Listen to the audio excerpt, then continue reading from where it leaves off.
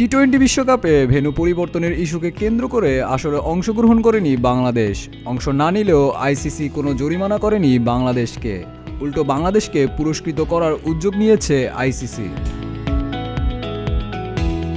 আইসিসির দেওয়া এক বিবৃতিতে জানানো হয়েছে, 5 বছর অর্থাৎ 2031 সালের আগে একটি বৈশ্বিক টুর্নামেন্টের আয়োজক সত্ত্ব পাবে বাংলাদেশ। বিশ্বকাপে অংশ না নেওয়ার প্রেক্ষিতে আইসিসি জানিয়েছে, আসরে অংশ নেওয়া বা না নেওয়া এটা বাংলাদেশের একান্ত সিদ্ধান্ত। তবে বিশ্বকাপ না খেলায় বাংলাদেশ ক্রিকেট বোর্ডের ওপর কোনো আর্থিক অথবা প্রশাসনিক জরিমানা কিংবা শাস্তি আরোপ করা হবে না।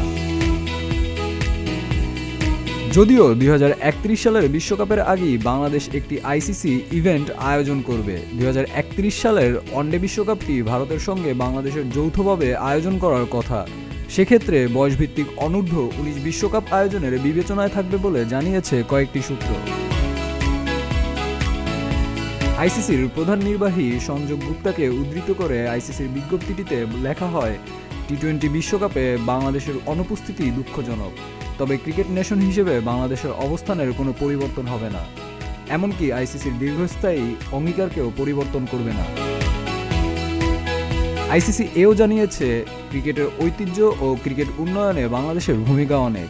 বাংলাদেশের প্রায় 20 কোটি সমর্থক রয়েছে। এছাড়া বিসিবি সহ গুরুত্বপূর্ণ অংশীজনদের সঙ্গে ঘনিষ্ঠভাবে কাজ অব্যাহত থাকবে। এমনকি বাংলাদেশের ক্রিকেটের খেলোয়াড় ও সমর্থকদের জন্য ভবিষ্যৎ সুযোগ আরও শক্তিশালী করার দিকে মনোনিবেশ করছে তারা। শাহরিয়ার হোসেন সৌরভ, প্রতিদিনের বাংলাদেশ।